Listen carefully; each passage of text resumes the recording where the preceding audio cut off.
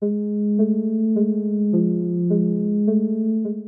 have come to a secret door at the back of a man's head. Can it be opened at all? That is the question posed to you by the greatest minds of the age, except that they are ants, and you are an ant, and nothing makes sense in a topsy-turvy world where one wrong step can mean the difference between Auden and Marinaut. Indeed, the door was a ruse. You have come to a sealed hatch in the bulkhead, but find it can only be opened with a key of wonders. What wonder, you wonder? Never mind. Beyond the hatch is another reality, a reality of hydroacoustics, a reality of deep refraction, a reality of big ideas. You are moving into a realm of light and darkness, of the intangible and weird to the touch, like a pudding or a fish on a nightstand. You have just crossed over into the abyssal zone. In the distance you see a ship. It appears spherical. Let us zoom in. There are no portholes, an odd design. Zooming in further, we penetrate its iron hull and into a circular room. A man sits there at the center. He sits cross-legged in the Orcadian style. Is he a mystic? Should we zoom in even further, penetrating his very mind? I wonder. No, this power is not within our limited toolkit. We can only watch him. The mask which covers his face is not of a known design. It is intricate, and a mess of confusing lines crisscrosses it. Small rivers engraved in whirling patterns. Crisscrossed? Crossed legs? Is there a connection? Perhaps this is a man not to be crossed at all. Only time will tell. We wait. A woman enters, though where she came from is unclear. The room within the craft has no doors, not like the secret door at the back of the first man's head, or the sealed hatch in the bulkhead. It's all starting to make sense. Her own mask is the fiend, though it too is of an alien design. The face it depicts cannot be human. There are far too many eyes and moustaches. It is an unnatural visage. She wears nothing else, a spicy, exotic beauty. She slashes the man's throat. A scarlet rope splashes against the floor of the room, like the particulate ejaculation of the luminous void. But the man is not there. He was never there. The woman is a spar shark, wearing the twisted detritus of long decommissioned craft as her skin. The ship is gone. You are drowning. You are drowning. You are drowning. As per your request, please find enclosed one ticket printed in your name to the Abyssal Zone.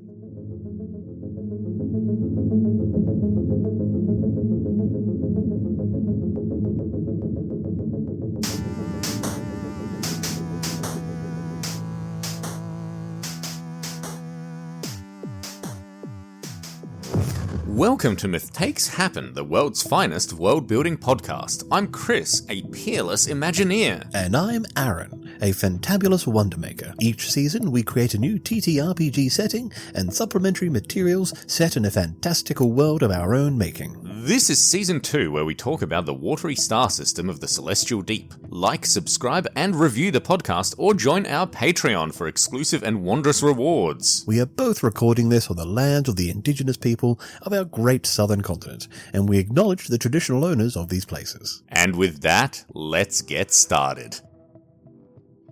Welcome to another exciting episode of the podcast we do that has a name. Occasionally it's Mythtakes Happen. Mythtakes Happen, that's right. A podcast about world building, where we are building a world, indeed the wettest world that has ever existed. It is so damp. It's so damp. How are you, Aaron? I am tolerably well. Actually, I'm actually doing pretty well. I had a really, really great game with a friend of mine last night. We had our 10-year anniversary. Nice. That sounds great. 10 years of playing our own game we built off Hero Quest. Oh, yes. Oh, that friend and that game. And it was a success. Major success. It's one of the few times I get to play and not GM, although I have GM'd a few games for that story. But my GM, Sean, has had a major twist hanging around for the better part of 8 years. And nice. He managed to land it last night, which is no small feat. Small feat. That's not something that's going to be included on this podcast. Not a foot fetishist's podcast. No, I believe that's your other one. That's my other one. It is called Small Feet.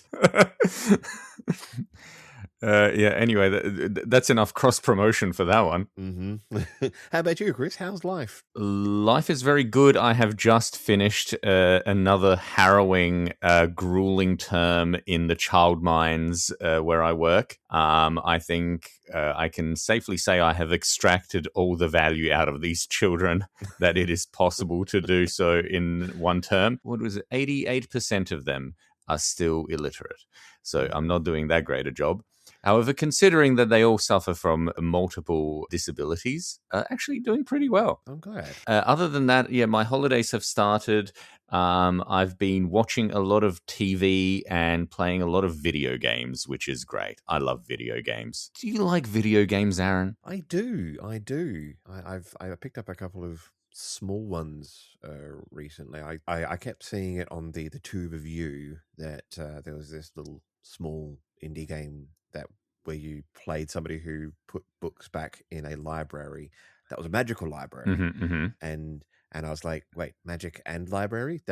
Wow. But that's me. First of all, Aaron, all libraries are magical. I think we can agree. That is also true. Yeah. And secondly, that sounds like the most indie game thing that I've ever heard. So 100%, that's real. Yes, I believe that. Gets my thumbs up. You get your thumbs up. I've been playing so many games. I've been I'm still going through that mouse game, Mina the Hollower. I think it's very good. But I've started playing it on 2 platforms. So on my Steam Deck, I am playing it with some of the things that make gameplay a little bit easier. But what this does, it locks you out of achievements because you're not playing the game as intended. Then I'm also playing it on my Nintendo Switch, but I'm playing it without all of those. So I'm playing it in like the normal hard mode. And what I'm finding is that I'll play it on my Steam Deck and I'll get really comfortable with like an area, and then I'll go and play it on my Nintendo Switch.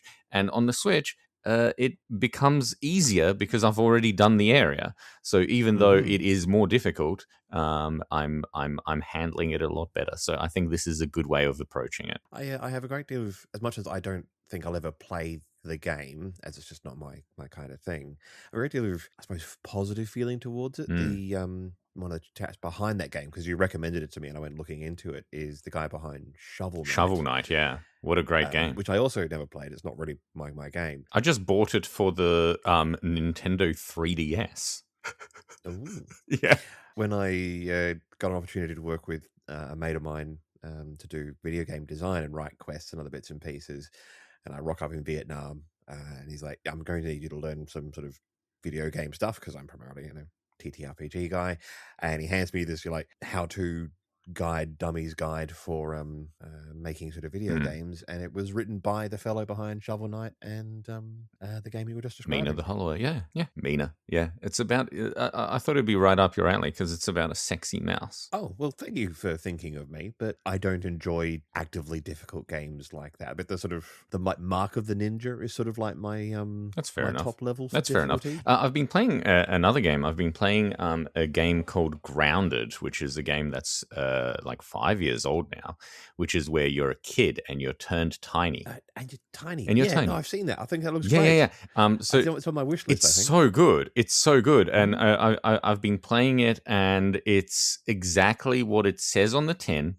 It is exactly what you would expect. It's got that kind of, survival kind of loop, like early Minecraft of like you have nothing and the world is a little bit hostile. It's not as hostile as it could be, but it's a little bit hostile. But and as you sort of like find more stuff, you can mine more things, and you can craft more stuff like armor and stuff like that. And it's really great. It's a game that I feel like would have been some kind of foundational gaming experience for me if I had played it when I was a child. Like, it's just so good. The reason I just immediately wishlisted it is because as soon as I saw it, I immediately flashed back to hiring on VHS multiple times the film Honey, I Shrunk the Honey, Kids. I Shrunk the with- Kids. Yes. Oh my with God. Rick Moranis and the lady who plays Buffy's mum, the actress. I don't know. Name's currently escaping me. But yes, no, great film. We'll never know. Shall we get into our podcast? Yeah, we should probably do that rather than just talking video games. I mean, we could do that, but again, that's a third podcast. That's a different podcast, and we're already. I feel like we are on the right on the edge of bringing this one out on time. Ready, setting, go. Ready, setting, go. Ready, setting, go. All right, cool. So, hey, we're in the back half now. We're past the halfway point. We are finally. This cruel trick that God has played on us is almost over. We're playing it very much on ourselves. Then we can go back to our normal lives after this season. We have episode 7 was a fun one. You did the Mercuries, which were so good, and I misunderstood. I did not realize that they were silent, but then we made them not silent anymore because of my mistake. No, Myth take. Wasn't. Damn it! If it was a myth take, then it was a great myth take. It's the sort of myth take that I that improves. It's like 2 cartridges now. Yeah, and you also gave us Dry World. Which is a very upsetting idea in this wet setting, which is just a normal planet that you put into our the celestial deep. The celestial deep, yeah. I really enjoyed that because I think, like I said last episode, I think it brings like that kind of like golden age of sci-fi weirdness into this setting, which I think a lot of it is. Some of it is informed by golden age of sci-fi kind of ideas. Yeah, there's definitely I've forgotten his name now. George Lucas, the grey Jar Jar Binks, the Grey Lensman series. Doc Smith, yes. E.E. Doc Smith. Is it E.E. Doc Smith? Yes, E.E. Doc Smith. So it's E. Guys, that's the sound a dolphin makes. Yeah, it's true. Yeah. He's been my sort of guiding light. But you brought us the Feeble Frontier, named after Sir Sandra Feeble of the Coward's Fledgling Moon Alliance. That's right. Yeah. So this is an expansion of something I did before, and it's we're talking about the Funky Feebler Tavern Asteroid, and the Glorious Whole Frontier Casino. All my things have fun names. It's true. Actually, I've always felt like your naming sensibility is one of your strongest points, and I've never quite been able to match it. Not that I'm jealous or anything. I'm slightly jealous. Yeah, that's okay. All you have to do is have the particular type of mental illness that I have, whatever that is. I'm not a doctor. And I was born in 1984, so I refused to go to therapy. Yeah, that's how it works. I think so. Literally 1984. And I'm a big fan of 1984 games who make Obajima. And the book 1984. Yeah, also pretty big fan of that. Ever more relevant today as it is. Yep. Every consecutive year is 1984. Uh-oh. No, it was such a great idea, this subspace thing. Again, very golden age of science fiction. We were really channeling that last month. And it's rather informed something I'm doing today, in the sense that I want to do something similar but different. And I'm going to need you to help me flesh it out. I've written a bunch on it, and I've got further ideas, but I needed to put a pin in it and stop, and we needed to record a gaming session. So I've scrapped thousands upon thousands of words of stuff because I just could not sort of reach a viable or satisfying conclusion to my paragraphs, and I ended up going in a different direction, going back to the prophecies of Petronella Smoft. So and her coming of the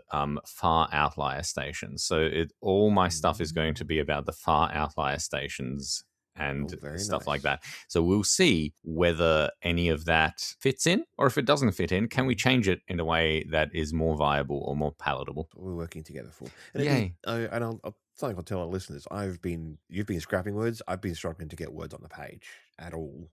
It's been a bit of a consistent problem this year, honestly. But one of the things I've just been able to tell myself is, hey, look, just get something on the page, and then Chris and I can work it together. He can do the hard work. I mean, something is better than nothing. And at the end of Yeah. the day, if you manage to get like 4 sentences about something, we can work with that. Like, Yeah. the other thing is, like, last season when I was doing like the different districts of Heliacon, that was partially because during those times I had trouble bringing like a nice big thing to the episode. So it was just a bunch of small things, and that's like that always works. You can always take that strategy. I think we've waffled enough. Shall we get right into our fable fodder? It is time for Fable Fodder. Fable fodder. Fable Fodder. Okay, it's actually your turn. It is my turn. I was aware. I was prepared ish. Yeah, I've got on my script here Aaron's turn to go first. It's in big and bold.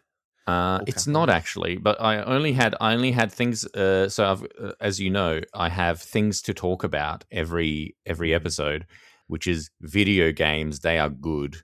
Good TV shows, which I didn't get to, and also TTRPGs are good, is all it says. Yeah. And then it says Aaron's turn to go first. But I think we only got to talking to video games. Perhaps we'll have time to talk about TV shows later. I'm going to start us off with something rather elementary. I want to talk about what does it mean to be a Marinaut. They're going to be our player characters, most likely. Yeah. So this is a bit nuts and bolts, kind of like my currency one. Just some very basic stuff. All your sections from now on should be called the nuts and bolts of X. So, okay, in which case this is the nuts and bolts of being a Marinaut. Brilliant. When the first brave folk ventured into the deep in crude vessels of rare woods and soft metals, they were called Marinauts, or some variation thereof, depending on the local dialects at the time. And they were hailed as the daring voyagers that they were. In the modern age, whilst it is technically true that all those that ply the waters of the celestial deep are Marinauts, that is not actually how the word is used. For those that travel from dock to farm are farmers. If they're going to the fishing ground, they are fishers. Or if they simply travel from one city cavern dock to another, they're passengers. The dangers of the deep have been ameliorated by practice, the advancement of technology, and the apathy of familiarity. Some crews of the large trading vessels that travel the thalassurge between the planetoids will call themselves Marinauts in the drinking establishments and bedrooms of the ports they visit, but few take them seriously. Even those that are in a planetoid's military, they're soldiers, pilots, and marines to the people they protect. They're professionalized to prescribed, disciplined, and homebound to truly be called Marinauts. So who is? There are 3 main groups, and the crossover between them is extensive, so these are not rigid categories as I described them. The free traders don't follow a set or safe route, or travel only within a small safe area. They wander between the cold water worlds that can see the bitter dark from their caves. They bring high technology like fishoids from the Corwood Pact to planetoids in the outer treaty worlds that have only ever read about them. Some of these cargoes might even break laws from the planetoids they leave or arrive at, leading to many calling these free traders smugglers with no small justification. Always looking for a contract or cargo that will make them a fortune, all the while trying to keep their vessel going and fish in their bellies. Mercenaries are hired by the people of all planetoids, Corwood Pact, Treaty World, and those that haven't heard of either of them, to deal with problems too small, mobile, or distant for their own protectors to handle. Pirates that pilot rings around the staid military, marauding spar sharks that crushed the fishing vessels sent after it, an ant hive in a secluded cave who scouts, thieve, and steals food stores. These mercenaries tend to be popular with the folk, and of course the writers of serials, while their expensive costs make them only grudgingly accepted by their leaders. These costs are high by necessity, though, as danger, damage, and death are common occurrences. Perhaps the most romantic profession, however, is that of explorer. These brave and dashing individuals who risk it all to discover new currents within the thalassurge, locate new planetoids and people, establish relations with hives of sapient ants, or locate and delve into the outlier stations.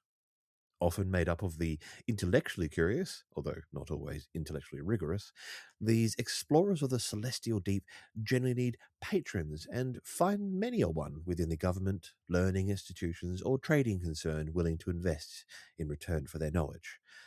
Assuming they return at all, naturally.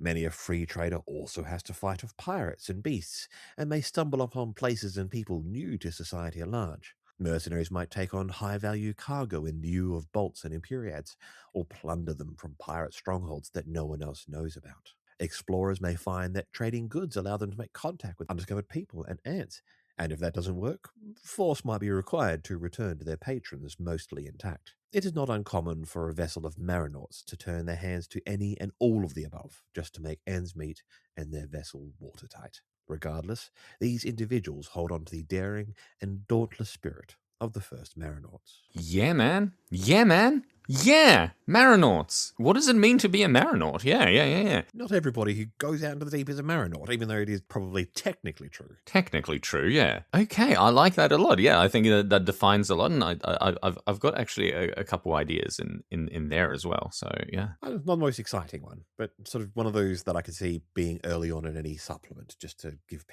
players idea what we're doing. You know, here's the thing, Aaron. You say that about like every one of your sections. You're like, you know what? This isn't the most exciting section, but all the things that you're contributing are necessary. Like I think they all fit into and help define and flesh out these worlds. So thank you. Well, I'm desperately curious as to what you're going to bring to flesh out. So okay, you're gonna love this flesh. No, wait. Let me start again. I don't know if you're going to like this one. So I am going to talk about the return of the Far Outlier Stations in some detail now. So I know that we had some sort of vague ideas there, but I was kind of inspired. I'm not sure if it quite works, but I guess we'll see. Okay, this section I call Divine Delivery. It seems the return of the Far Outlier Stations may occur sooner than anyone expected. Detected by the exoradiograms of the Synod of Marinographers, and recently confirmed by the far more reliable deep sonar arrays of the Mantarum Mathematical Society, a very clean signal has been getting stronger over the past deep year. The message is clear. Though all the far outliers are supposedly coming back into the system, whatever or whoever they may be, it appears one has been sent as a kind of emissary. The transmissions are now able to be detected and deciphered by Corward scienticians, mathicants, and linguists alike, and the results are interesting, baffling, potentially dangerous, and certainly insane enough that the whole operation is an extremely highly guarded secret of the Corward Pact, for now. One deeply controversial aspect of the signal is that it resembles nothing less than the Leviathan's data ballad. Indeed, at first it was supposed some ailing great Leviathan was singing nonsense into the deep, before the transmissions coalesced into a coherent binary-based pulse which could be more readily identified as a message from an entirely foreign entity. Though the shape and the syntax were familiar to the listeners, it was as if the representational vocabulary and context of what was being said came from a vastly different source than any known great or minor leviathans of the celestial deep. The very idea of something singing a data ballad and yet not being a leviathan is an extremely worrying, even blasphemous concept to most inhabitants of the Corward Pact and the outer treating worlds both. The other controversy, of course, is the content of the transmission, and though it varies slightly in structure and specifics, the united cultures of the Corward Pact at the highest levels of government have been hearing the same unsettling composition. Its most coherent arrangement is as follows. It has been many years, uncountable years, more years than there are single droplets of water in all the deep. But we have seen the plight of your people also like droplets, single droplets of water in all the deep, ready to be swallowed by the deep, which is growing darker like the darkness in the far spaces. Of us there are many, an uncountable throng, a multitude of which your number resembles a millionth of a millionth, for we have fed well on the darkness beyond the deep, where the waters are dense, and we are returning. It has been many years, uncountable years, more years than there are single droplets of water in all the deep. And we remember that once we were like you, inside of a skin, and inside of a mind, trapped within the skin and the meat. But we are no longer like this. We remember the gods of many shapes, their numbers lost to memory, their forms such as to make a mockery of sciences, their resolve, the resolve of the current, or the gravitational effect, or the hunger of the beast of skin and meat. We are not like this. We must help you understand that we no longer live in the skin and the meat. We are clothed in the raiment of gods, though we are not gods, though we may act as gods, have been seen to act. But we promise we will not act as the gods of many shapes, their lineage lost to memory. The bastard lake of life, once your benefactor, seals a tomb too vast, like the pressures of the bitter dark, so strong as to create singularity. But we have seen the plight of your people, so much like droplets, single droplets of water in all the deep, ready to be swallowed by the deep, which is growing darker like the darkness in the far spaces. And we are returning, and some of us walk amongst you now in skin and meat, and they give good ideas to you from the skin and the meat. And when we arrive, you may greet us in the way of saviors. As you are, we once were, though lost to memory, and as we are, so shall you become. 600 days until contact. The brother of your enemy will reveal its body and its mind to you. An ominous signal, to be sure. It is coupled, of course, with schematics of what this Far Outlier Station looks like physically. Called the brother of your enemy, it is a colossal spike like a harpoon, over 700 kilometers long and around 75 kilometers at its widest point. It swells to this width just before it converges into a pointed end, itself appearing almost impossibly thin at the end. The scientific minds of the deep have not yet calculated exactly how slight that tip is, although the word nanomonofilament has been coined for it. Its speed, though it is not traveling through the thalassurge, is beyond anything explainable by conventional physics. It does appear to be slowing down, though at its considerable size and velocity could easily pierce through almost any planetoid. This information, including the idea that representatives of this alien culture may be among the general population in some form, is a tightly held secret.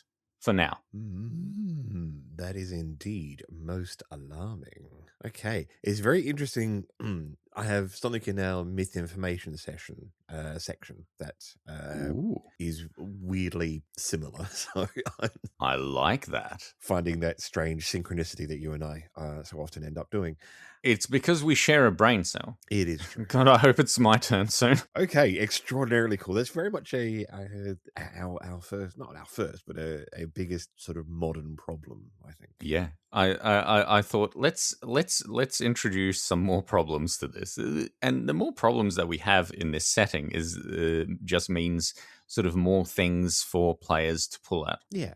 This is sort of the first real sort of existential now threats beyond the sort of general, the bitter dark is closing in, and I find that fascinating. A lot of the other problems we've had are sort of, here's where things have been and sets up existing conflicts. This is sort of the trouble now. I was watching Battlestar Galactica the other day, the newer one, not the older one. And I was sort of inspired by the idea of, like, you know, how the Cylons, that whole idea of, like, the Cylons have a plan. What's that plan? I don't know what that plan is. And I don't think the showrunners knew what that plan was. And I think I think that idea of, like, I like having a potential antagonist, potential protagonist, where you're not quite sure what the message there is. And like as a GM, you can choose what you lean into, and the players can choose how they want to interpret that thing. You did a very good job of making it deeply ominous without being necessarily antagonistic. That's so cool. So my next section is going to make it a little more antagonistic, I think. Okay, awesome. We'll great. Love anyway, it. Your turn. What's next? All right. What's next from the Aaronverse? It is my only other section. Oh, I've got 3 sections. So yeah, okay, cool. So this is the idea that in no small way came from your little pocket universe, and I wanted to do something. I already had something existing in my brain, but that helped bring it all together and how to make it different. So if your little pocket universe is on the far edges of space, or water, deep, far That's edges of right. deep. Far edges of deep. Well, the pearlescent pleasure planetoid of Nakreon is far more in the cold. Ooh, I like this. I want to go. It sounds like a cool place. The pearlescent pleasure planetoid Nakreon. Deep in the inner sphere of the Corwood Pact is a planetoid that is not a signatory to it. A place that has very few rules and even fewer in common with its sister planetoids. Virtually no substance is banned, no pleasure unallowed, no self-destructive impulse discouraged. That is the promise that the pleasure planetoid Nakreon makes to all its guests. If it can bring you joy, bliss, or comfort, you will find it here. How does a place so flagrantly amoral and lawless survive in these so-called civilized waters so close to the old Imperiad? Entirely because of its patrons, protectors, and creators. The twin Leviathans, never to slow and never to cease. Each colossal being appears as a massive shield of carapace, spine, and watchful eyes, with a thick, almost impenetrable layer of fatty tissue between the two of them. Like a gigantic bivalve mollusk, never to slow and never to cease, rumble their data ballads of warning and welcome out into the bright waters near the luminous void. There are two passages that pierce the fatty layer, one on each side of the shells. Though they seem tiny compared to the Leviathans, only the vessels as large as a state ship would fail to fit in. A steady current in one and out the other encourages one-way traffic into one and out the other, drawing new guests to the pleasure planetoid and disgorging the exhausted ones. Nestled in amongst the softly glowing pale peach flesh, within is the Leviathan-grown planetoid of Nakreon, indisputably the celestial deep's largest pearl. The cavern cities within the pearl are graceful, beautiful constructions with many membrane-covered holes to allow for the natural iridescent beauty to be illuminated. While hundreds of thousands of residents live and work here across the three main cavern cities, not all are able to appreciate the honor, as half of them are slaves or indentured servants. This despicable practice is the seamiest and slimiest dark truth that belies the beauty and bounty of Nakreon. While docking costs very little, entry to Nakreon proper is eye-wateringly expensive. A deliberate barrier to prevent the truly poor from ever polluting the gleaming caves, though prices within are merely high. It is slightly cheaper to gain entry to the cavern city of Aragon, and the pleasures to be found there are aimed at middle classes who save much of their lives for a visit. Callium is the largest city and even allows the wealthiest outworlders to keep homes here. Among the decadent elite of 100 planetoids, regular visits to Nakreon and Callium are virtually a necessity to demonstrate one's wealth and position. The smallest conurbation is Nagarat, where the administrative staff serve the true decadent order of Orden. After the Cruel Axe conspiracy brought the charitable order of Orden to the height of its power, and the invention of the Ordelon began to ameliorate it, the charitable order accepted the amelioration of its position to ensure its continuation. Some members, however, did not, refusing to subordinate themselves to the Ordenless ever again. And they found a strange ally in the twin Leviathans, and were the first to receive permission to colonize Nakreon, and with their own collected wealth and the slurbrine of the twins, founded the Pleasure Planetoid. With access to the elite and the elitist from all across the deep, one wonders what the true decadent order of Orden might be conspiring. Wow. Okay, no, I like this a lot. Yeah, there's a lot of threads there that like set my mind ablaze, Aaron. Oh, good. I say I wanted to do something that was similar to your fickle planetoid, but different. It's whereas yours was more sort of Nar Shaddaa and seamy. This is Las Vegas. Yeah, I like this a lot. I think there's a lot to do there. It just provides also another really interesting location for players to end up in. Yeah, Gigantic clam. and a gigantic clam. Yeah. That's really good. Yeah, and that's another very like Star Warsy kind of thing, I think. Yeah. Or maybe harkening back to some earlier kind of sci-fi. Yeah. No, I think it's pretty Star Warsy. Pretty Star Warsy. Yeah, I like that. Anything that's Star Warsy is good for this setting, except for Star Wars, which has gone woke and therefore broke. Okay, ever since they started putting women in Star Wars, and also some of the Making women them like hero princesses or anything like that. I don't remember that. I only remember buff, muscular Luke Skywalker, oiled up on that poster. Something was happening with his abs. Han Solo was there, and he was a real man's man. Chewbacca, the manliest one of all, because hairy. All the body hair, Yeah. Reminded me of looking at my pubes. Anyway, that's what they look like. Is that normal? Should I see a doctor? Yes, you should see a doctor, just not for that. Not for that. Okay. Anyway, no, I like Star Wars. And I like Chewbacca. Yeah.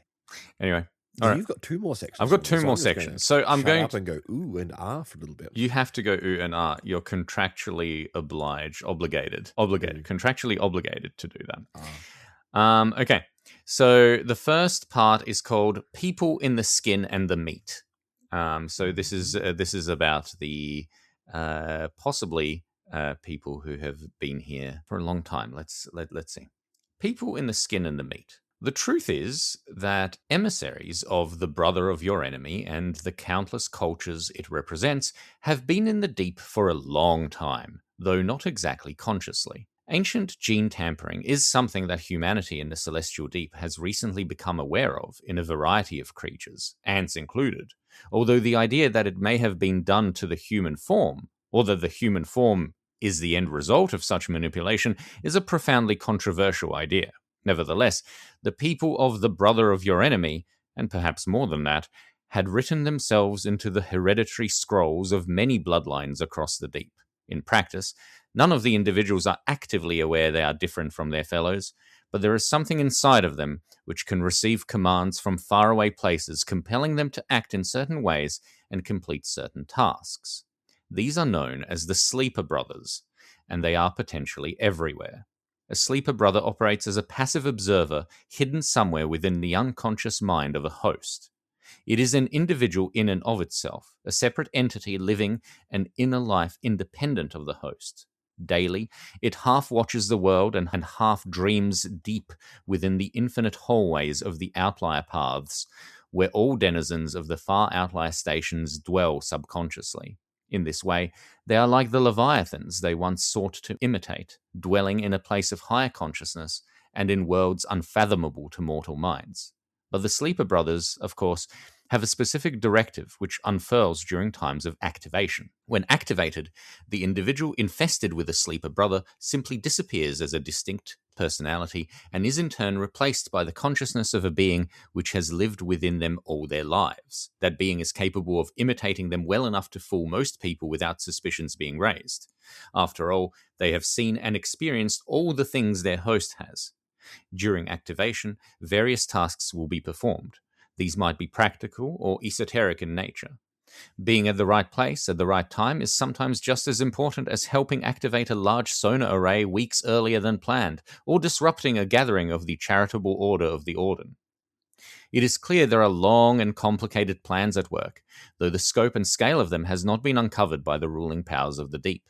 On the surface, many seem contradictory or not conducive to the cause of the brother of your enemy, almost as if they were being enacted out of order or by competing interests. Whatever the case, it is unlikely this work will remain in the shadows for long, particularly as the coming of the Herald of the Far Outliers draws near. This is interesting. It does make me wonder if maybe some of the technologies, like the Ordelon, might have been invented as a result of some of these fugue states. Yeah, absolutely. I think it adds another layer of like mystery or like, I suppose, directives from beings who are not human, and how are they influencing human society. Anyway, my next part is about just one such person. So this is about a man named Gervo im Banadan ig Perisi. It's a great name. Love it. In the High Imperiad structure, the 9 Low Imperiads who hold the balance of power between the dynast and the petty councils are an integral structure of government. Low Imperiad Gervo of the Im Banadan clan, lucky enough to hold some measure of the Ig Perisi blood, has always been a controversial figure in Transmentarian politics. Known as Gervo the Rock by his enemies, he is seemingly never able to go with the flow. Often, he is the single negative vote at the largely performative high conclaves, and typically votes with the semi-democratically elected lawgivers of the petty councils. He is loved by the common folk who follow politics, and despised by his noble-born peers for appearing to hold the welfare of peasants above loyalty to the High Imperiads. In his personal life, he is a soft-spoken man of 57 years. He is personable but distant. He has married 3 times, producing no heirs but disappointing 3 wives, each describing him as the most boring man alive. He has invested heavily in research and development of various technologies, and made his already large fortune even larger. His critics have said of him that he is a man bereft of real passion or interest, except to watch the numbers in his accounts increase each day and night. And maybe there is something to that. After all, Gervo is a sleeper brother. Unusually, he was activated at the age of 7, while his host was suffering from the deeply degenerative mosspox. Though Gervo recovered, the disease cut off his conscious connection to the brother of your enemy, as well as access to the higher planes his people inhabit. He was never deactivated, fully subsuming the role of the real Gervo who, the sleeper assumes, suffered a kind of permanent personality death. He is the only reason Petronella Smoft's Synod of Marinographers has suddenly found itself flush with funding.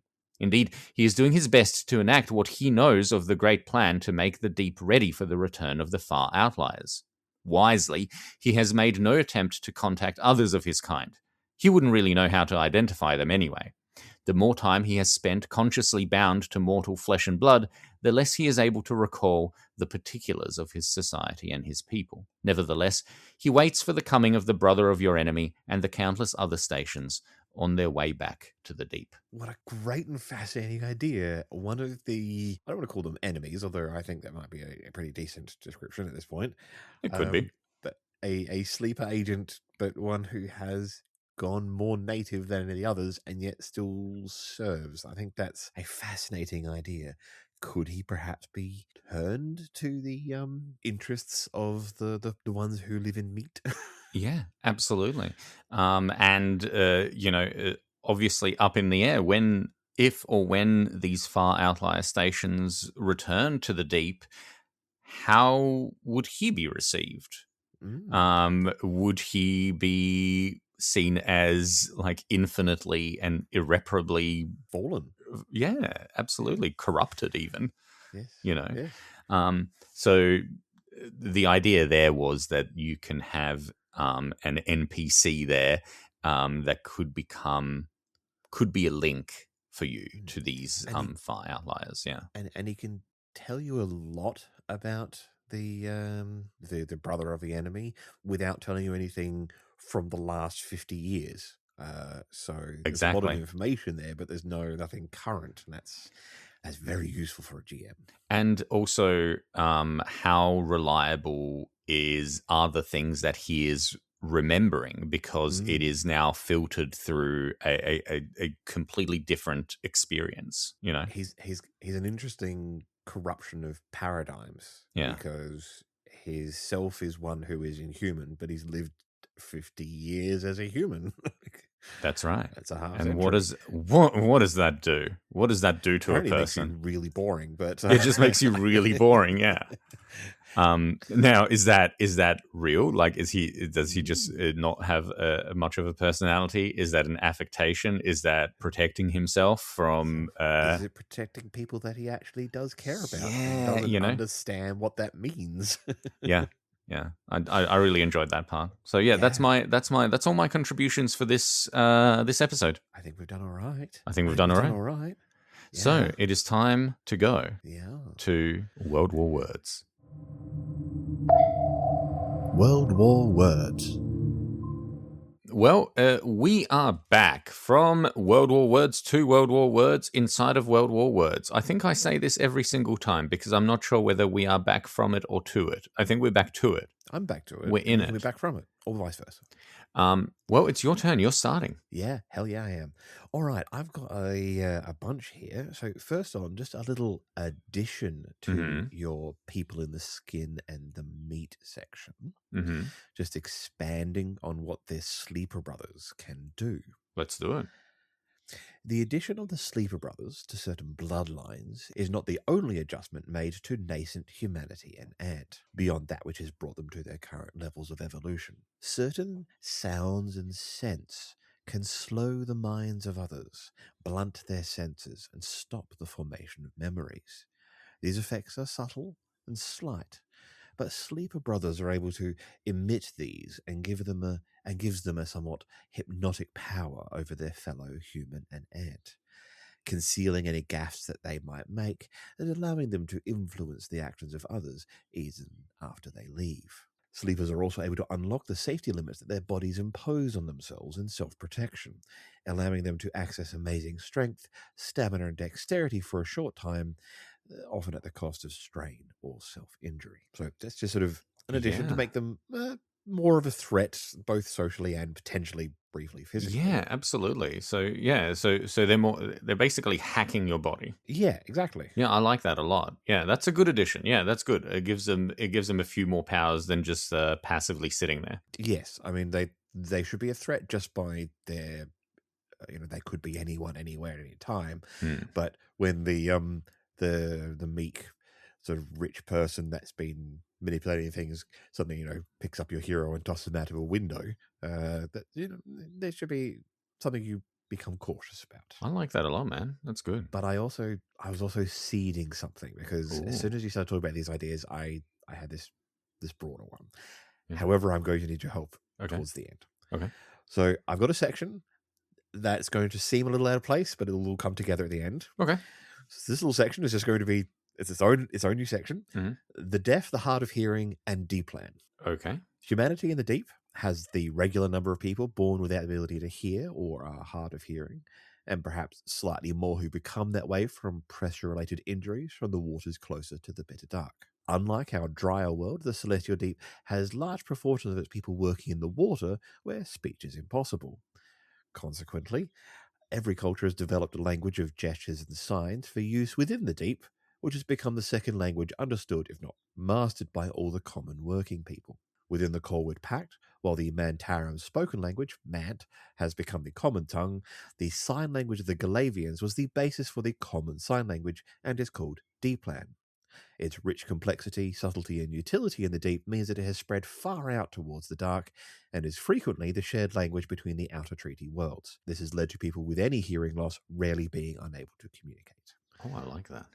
I was just, while I was thinking of the bits and pieces, I was like, that needs to be part of our world because that makes this perfect sense. Yeah, that works. I know it's dreadfully woke, but I figure I'm already broke, so what's the problem?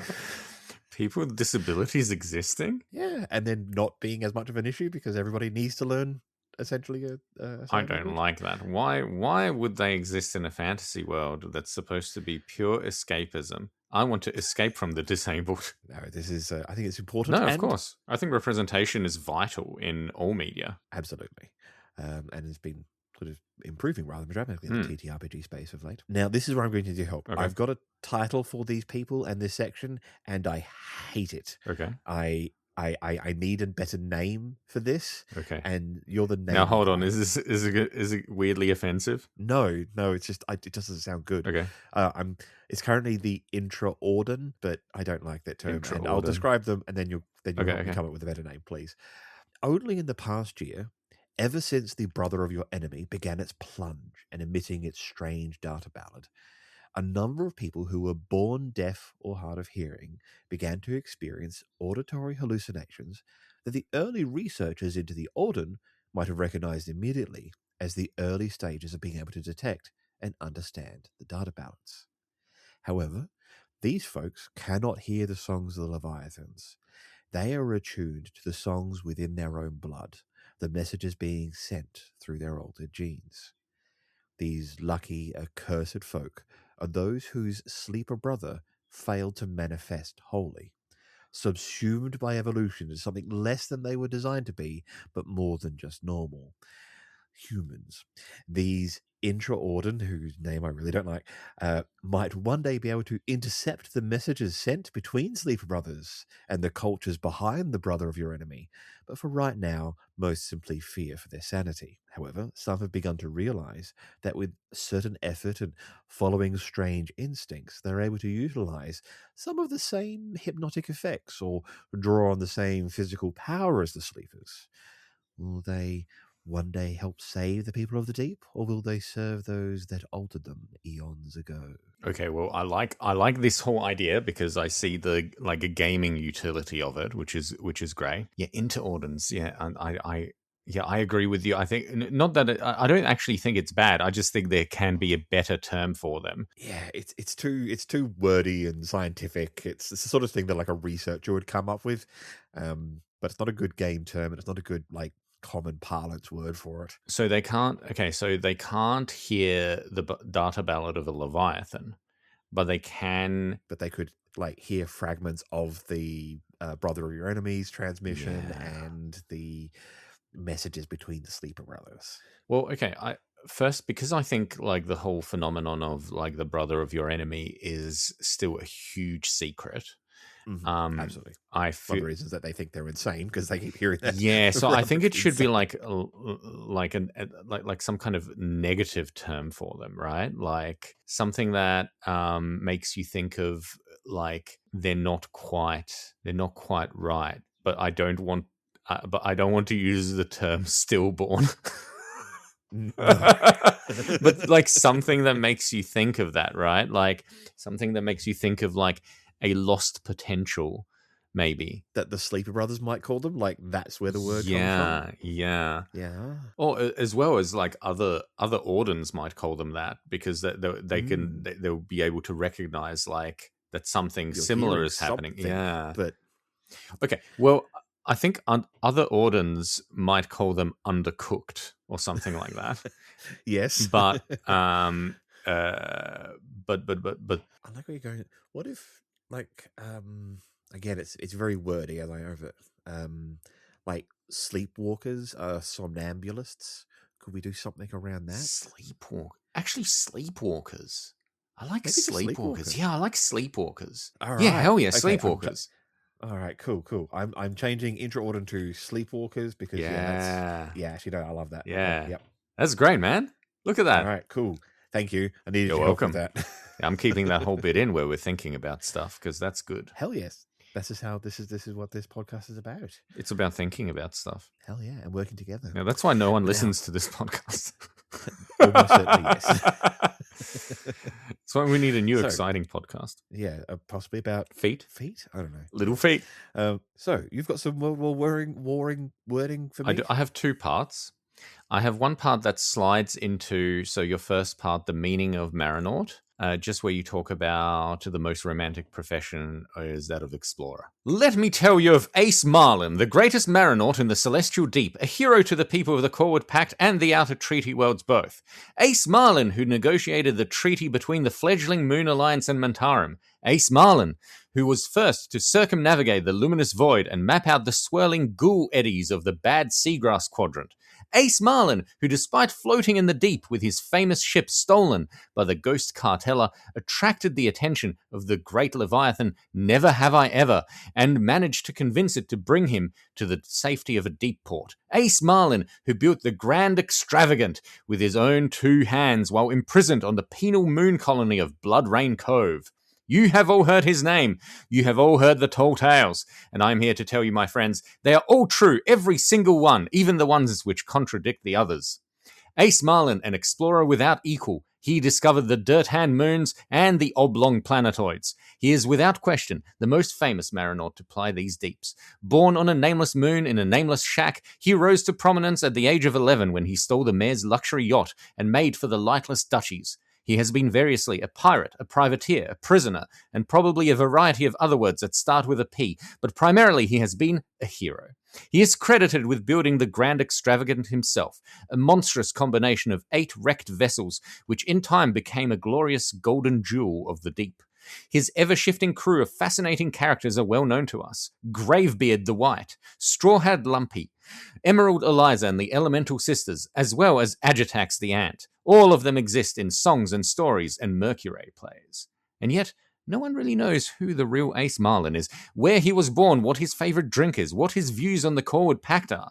There are no known interviews with him, and all knowledge of his deeds is second-hand at best. The only thing that is certain about this Marinaut is that he is the best at what he does, and what he does is whatever he wants to do. Ace Marlin. Well, I am a fan. I am 100%. I want my Ace Marlin fan club like pin so I can wear it everywhere and I want the entire collection of Ace Marlin like cereals and everything. Ace Marlin. Ace Marlin actually came out of something that I was writing like a couple weeks ago, and then I couldn't quite find a place to put it, and I didn't have any interesting specifics about it. So I was like, you know what? I am transporting this into now. Yeah, because this feels like the right time to have a hero, a real hero of the deep. A real hero that everyone can look up to. Yeah. 100%. Yeah. One small just question. Do you normally name shacks? Because I don't. I don't. I have no idea. I've never lived in a shack. Maybe. Enough. I mean, maybe this is a thing. It's a nameless shack. A nameless moon and a nameless moon, nameless shack. Aaron, it's actually subtle world building. You see, on this moon, the only thing that has a name is a shack. Right. Except for his shack. It was atypical. Yeah, which was part of what made it. See, we're creating a culture. So my next part, Aaron, is about your Pearlescent Pleasure Planetoid Nakreon. And I really enjoyed what you put there about the true decadent order of the Orden. So I'm going to talk a little bit about them and why they are important and why they are a growing power structure. And I will tell you about that. So the true decadent order of the Orden, derisively called pearl ticklers by their more orthodox kin, are an altogether unique expression of the Orden's power. For not only are they able to hear and interpret the data ballads of Leviathans, the way they interact with the 2 armoured protectors of Nakreon is particularly novel. By focusing the efforts of a small group of Ordens, the Decadents are able to send a sensual frequency to Never to Slow, who in turn, through subtle thalassurgic vibrations, passes the sensation towards Never to Cease. The pair have described the feeling as something akin to existing in the endless palaces of the mind, except in the physical realm. It is more than a physical or emotional bliss, but activates something within the great Leviathans, which breaches the barrier between the tangible world and that of their alien psyches. Increasingly, the acts of kindness the twins request tend to be these. The Decadents call it the Great Necessity, and it is the main method through which they are able to extract vast quantities of the Leviathan's slur brine. And the leaders of the Order have found they are able to make requests of the twins which would have gone unheeded in the past. In this way, the true decadent Order of the Orden has set up the Brinext Corporation, the Corwood Pact's 3rd largest slur brine distribution company. The Order has set up political lobby groups on almost every Corwood planetoid, pushing the philosophy of pure audensity and warning of the corrupting influence of the Orderlon. I adore this. I love the notion that they've kind of got the Leviathans hooked on jorking it. It's jorking it. They're jorking it. They're jorking the Leviathans. But I didn't want to put jorking it into our cool document. No. It's essential. Put it in his ears. It's essential. It's a sensual experience for them. Something that my idea was basically that like they are decadent because they can afford to be, because of the massive amounts of slur brine that they have, but they also do something for these Leviathans, and that is essentially bringing to them similar sensations that Leviathans are used to in the mind palaces that they dwell in, but in the physical realm, which is something very novel for them and something that they increasingly have become addicted to. And it's the first sort of reversal of the power structure within the Celestial Deep. That's right. Where the Leviathans generally hold all the power. Now that's somewhat twisted a little bit, and it is for an order of amoral Orden who seek political power. 100%. Oh, I like this. And economic, if they're And the economic. third largest. That's very cool. That's a really, I think they'll make great antagonists. I think so. I want to flesh out a bit more with Nakreon. I might do that in the in following episodes. Well, we did it, but now it's time for our next part, which is myth information. Myth information. Who's going first? I guess you're going first. I'm still going first. It's my turn to go first. I guess so. All right. So I've done something a little bit interesting with myth information this time.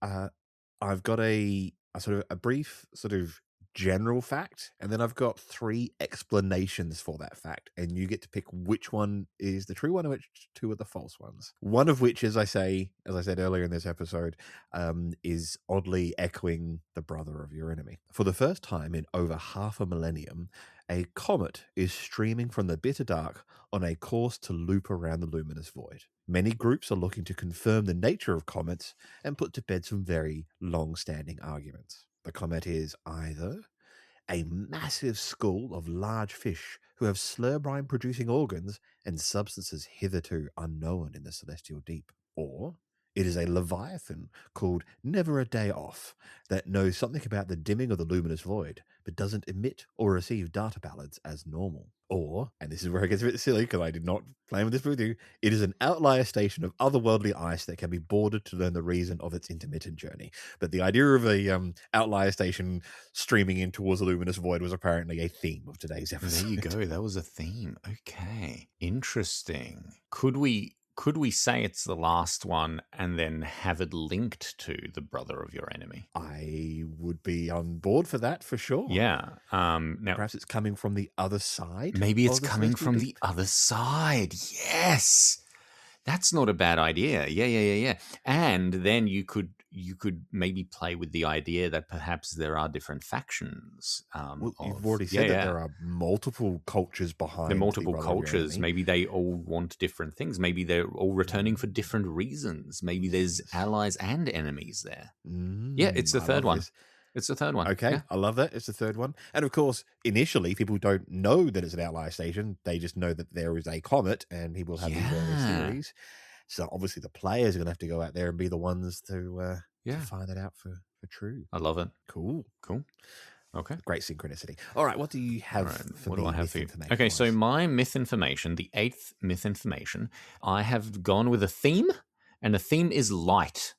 So I want you to pick between these 3 things about light. Number 1, the Very Strong Lanterns, or VSLs, are very large luminous satellites placed in orbits around planetary bodies to help with visibility and navigation far from the light of the luminous void. Number 2, the other great source of light in the celestial deep is the colossal leviathan Never Correct Me in Front of My Peers, a bright twirling string vibrating in the night skies of most planetoids. And number 3, the popular skeptical movement, It's All Good, posits that the luminous void is not fading in any significant way, and that any such conclusions fail to take into account the natural ebb and flow of the void, which has fluctuated over thousands of years. I'll be honest with you, I actually really like the third one, just as a thing. I'm going to call it false, only because I think it needs a different name. You don't like It's All Good? No, I don't. I think that might be their motto, but I think it needs. So I'm going to call it false only in that it's not called that. Okay. And that the second truth, because I really, really do like the idea that there's this long string like an Orion's belt that you can see out in the celestial deep. Presumably, it's a leviathan out in the outer treaty world sort of area. I think so. Yeah, no, I think that's a really, really neat idea. And it just emits a bunch of it just emits a bunch of light and is just a twirling string. Yeah, I imagine it kind of like it's one being, but it's got these, like an ant has the abdomen, and then it pinches to a point, and then it has another one, but that gap between is longer, and it just floats through the void. That's it. I think we're good. That's it for an episode. And I'm glad there's no more sections left. Yeah. Wait, hold on. This is how it ends. Hold on, Aaron. Jumping to conclusions. Oh my God, did we forget jumping to conclusions? No way. How is that possible? Jumping to conclusions. Let's go into it. I'm going to... jumping to conclusions. Jump. Well, I think the first thing is this episode has brought sort of the current problems rather than just sort of like there is these various tense situations and dangerous places and dangerous people. This is the underlying existential threat of the dimming Illuminous void. But there's, aside from the fact that that was a mystery, there's plenty of mysteries around Outlier Stations and so forth. This is the inciting incident, I would say, for many a story within the Celestial Deep. Yeah, finally something real, unlike climate change.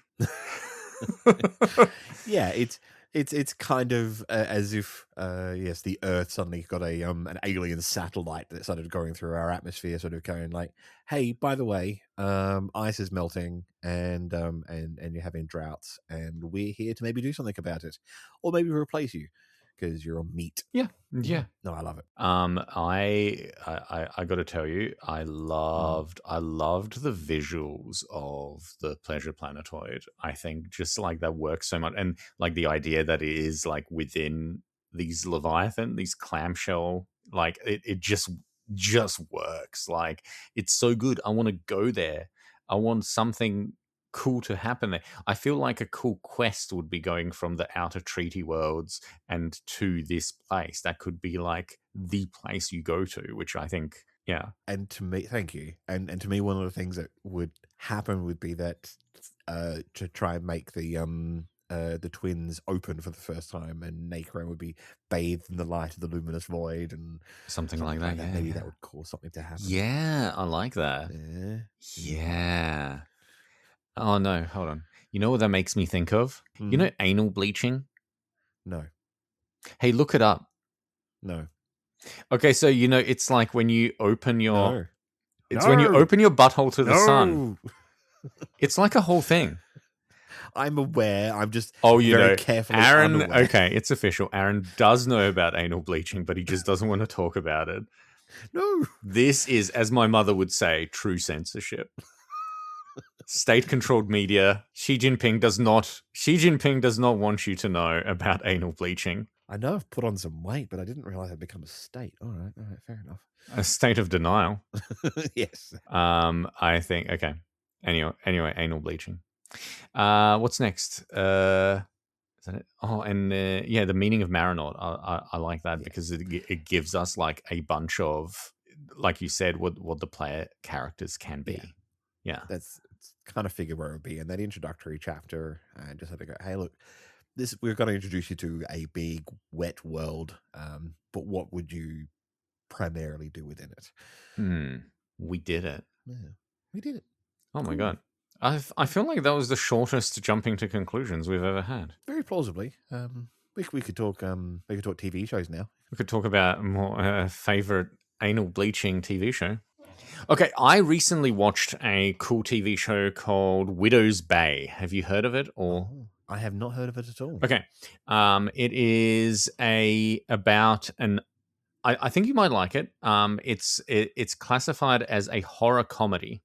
It's a 10-episode series, but it's like the kind of comedy where it's like the new trend of like comedy where it's not really funny. The funny thing is like the characters reacting in like semi-realistic ways in scenarios that you would be more tropey. Resident Alien style? A little bit, but like even more subtle than that. Right. But yeah. Resident Alien also very good. Widow's Bay. It's an island, and it's about the mayor of the island and how he wants to bring more people to the island to make it more popular, to make the businesses flourish and stuff like that.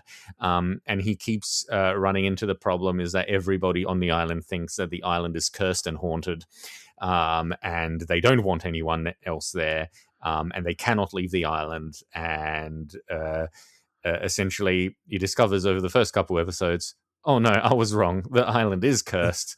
And then they try to alleviate the curse. And it's very funny. Like I just it's very watchable. It's very funny. I don't want to describe everything that happens in it because of course that'll be. I think sure. What's it on? I think it's on Apple, but I I yo-ho-hoed I it. think I can find that through Amazon. So, Yeah, okay, I'm sure. Cool. I should. Fair enough. Yeah, Widow's Bay.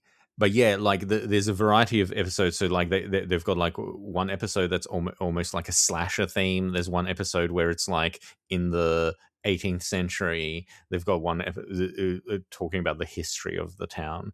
They've got like one episode where it's like almost like a possession one. Like it's very good. It's very good, and it is funny. And I had just a great time binging it. Like, yeah. I recently, at the with the behest of another friend, binged the two Dirk Gently seasons. What did you And think? it was funny because I wanted to like it initially. So when it initially came Yeah. out all those years ago, I'm very typical Aaron style. I am years behind TV shows. Yeah. And I bounced right off it. I don't know why I didn't like it, but I really didn't like it. And it's everything about it I should have. You know, it's I've forgotten his name. The British author, Hitchhiker's Guide. Douglas Adams? So it's originally based on a Douglas I'm Adams. so sorry. series. You forgot Douglas Adams? Yes, I did. I forgot his name. Not who he was, just his name. Okay, I'm sorry. Aaron. Elijah Wood. Straight to Joe. Like, it had everything I'd love about something, and I bounced right off it. And when I was sitting and watching with a friend, she was like, yes, it's because you may not have realized it, but you felt like you were being gaslit. I'm like, yes, that was it. It just felt like this show was going like, here's interesting ideas, and we promise it all to come together, and we're like, no, I don't believe you. This is utter bullshit. But halfway through, I started realizing, oh no, this is all actually coming together. This isn't all utter bullshit. Really liked it. I'm a big proponent of this show. I think everyone should watch it. It's helpful to know that it really does all make sense. It really does all make sense. First couple of episodes, it doesn't seem like it ever will. Yeah. Well, I mean, it's one of those things where like I liked it because it had the ideas from the book. And to be honest, the book is not my favorite. I think it's just an okay book. It's a couple books, actually. Dirk Gently's Holistic Detective Agency, I think, is which I think the book is one of those like classic Douglas Adams, where he's like got a lot of great ideas, but Douglas Adams himself, I don't think is that fantastic a writer. It's like his ideas are better than his writing. Agreed. I adore the Hitchhiker's books, but I do find that I enjoy them more in other media. 100%. But yeah, I think the show really brought it all together. Genuinely horrified and disappointed that there wasn't 4 more seasons, and we got to sort of, because they clearly had some ideas that they wanted to do over the course of multiple seasons, and it felt like particularly by the end of the first season, I trusted the showrunners. Like, okay, now you do really have an idea where you're going. Well, Aaron, it's no Big Bang Theory, you know. That's all I'll say on that. Oh, there is another show that I can't attest to its quality over time because I'm only just over halfway through the first season, and there are 2 seasons. But it is a Korean production called Weak Hero. Hero. I would recommend it because it is about an introverted and physically supposedly weak student who is being bullied at school. But he basically never stands down because he has pride and he has the idea that he is smarter than his bullies and can therefore outsmart them even in a fight. And essentially, it's a great. I would describe it as a live action, almost shonen anime. In terms of like, there is some fantastic fighting choreography in this show that I have not seen outside of like movie productions. I think it's really great. It's like that good type of martial arts that makes me think of either like 70s Japanese cop shows or like the original sort of Hong Kong type of martial arts stuff where like they're really using the environment and the stuff around them and stuff like that. Except it's like older high school students and they're fighting, and sort of it expands a bit beyond that, and he gets like some allies, and then some of those allies turn against him, and there's like a lot of sort of interpersonal issues there. But like he himself is a really interesting character because it's obvious that he's suffering from some great trauma. Because he's like very soft spoken, very gentle until he's attacked. Right. There's just something about it. I'm really enjoying it. There's 2 seasons, Class 1 and Class 2, and it's on Netflix currently. So Right, awesome. Yeah, they've got a number of really good K-dramas. So we're actually 2 episodes from finishing the first season, and I think it's gonna stick the landing from what I've seen, and I would really, really recommend it. Cool. I might have to check that out. Thank you. Good fighting. All right. Yeah, that's there it. you go. There's there's no funny end to this episode. Just a couple of cool recommendations. No funny. I will leave us with this though. Thank you for listening, and please check out the links in this episode. If you have enjoyed anything that we have done, please go to our Patreon. Please, I beg you, please give us dollars. I'm on my knees right now. Aaron is literally on his knees. I'm watching him now. It's weird. I didn't know. Pathetic. He's still really weirdly tall, even once he's on his knees. Yeah, I think he's got those weird backwards knees that birds have. That's called sitting. Anyway, thank you for listening, and please enjoy looking up what anal bleaching is.